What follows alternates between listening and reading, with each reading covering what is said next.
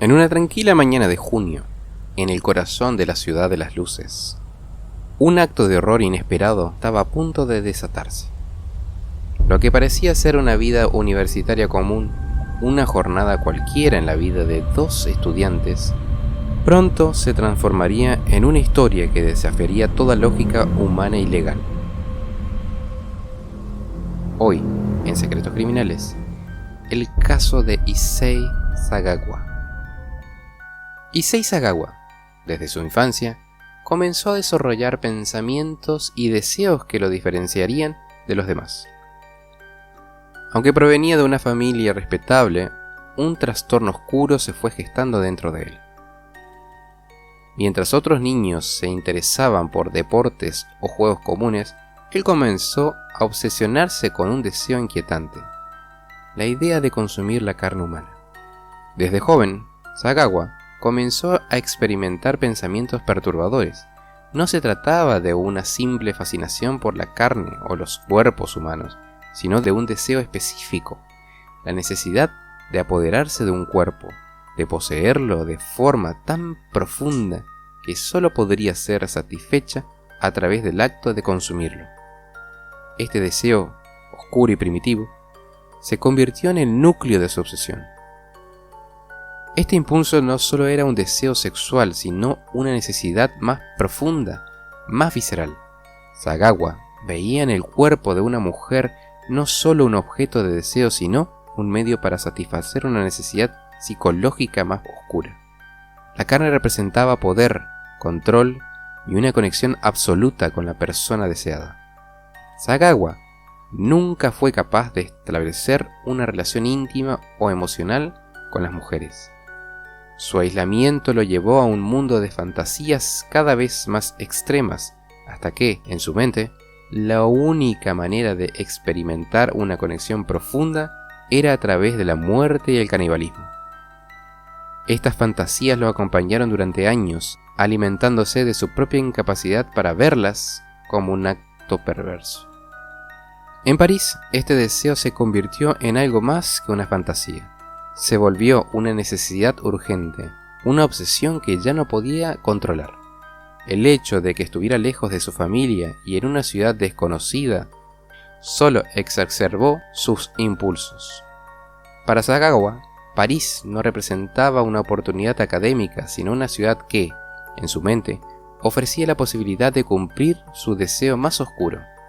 El 11 de junio de 1981, Sagawa invitó a su compañera de clase, Renée Hartevelt, a su apartamento en París. Renée, una joven de 25 años, era una mujer de belleza cautivadora, extrovertida y simpática, con una vida por delante.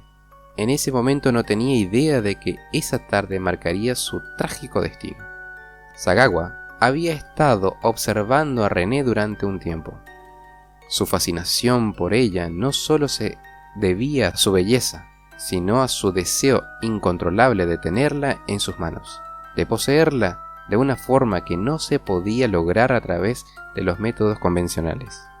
En su mente, esa tarde en su apartamento sería la culminación de una obsesión que había estado creciendo en su interior durante años. La invitación de Sagawa parecía ser inofensiva: una conversación tranquila, un café, tal vez un intercambio de ideas sobre sus estudios. Pero mientras Renée se acomodaba en el sofá de su apartamento, Sagawa ya había planeado el acto que cambiaría sus vidas para siempre. En el transcurso de una conversación normal, la oscuridad de su mente empezó a tomar forma.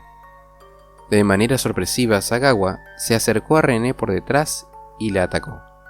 Con un revólver en mano la disparó en la nuca. La joven cayó al suelo inconsciente, pero aún viva.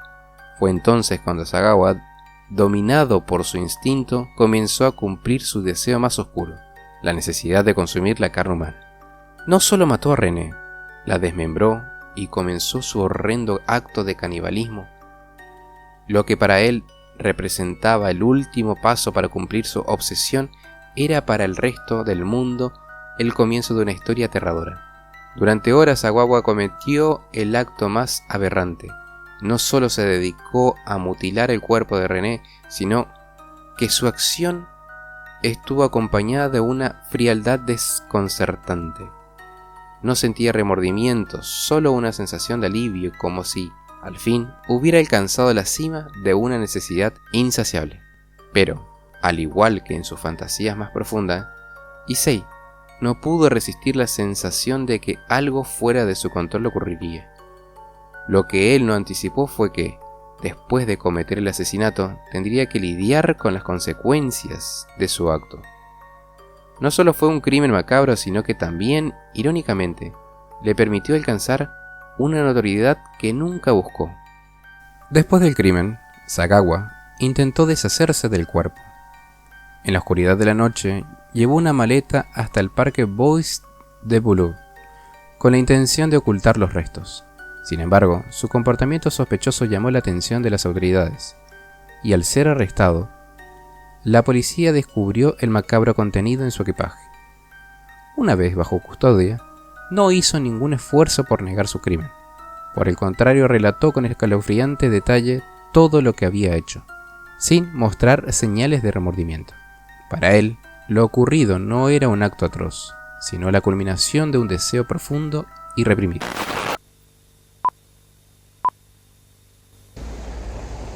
Cet homme est un anthropophage.